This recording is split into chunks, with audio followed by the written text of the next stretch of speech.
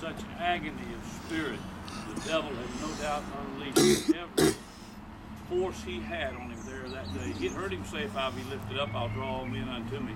And he wanted to kill him right there in the garden and tried to do so.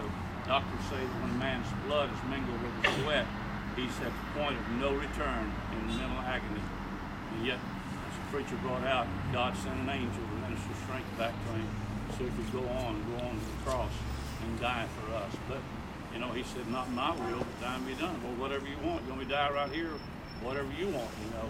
And I like the life of Jesus, and we need to spend time studying that because he certainly gives us an example of the way we ought to live and the way that we ought to approach God and being willing, because Jesus said many times, not my will, Father.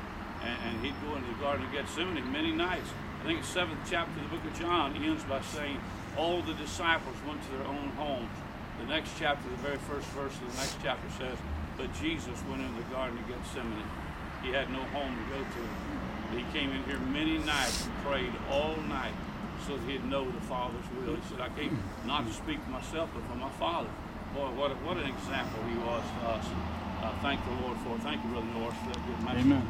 Not my will, but thine be done. Boy, there's times it's not easy to say that. Right. It's not easy to say that, is it? Because we want our will so bad sometimes. Not my will, Lord. Well, something to think about, and we need to think about all day, keep in our minds. All right.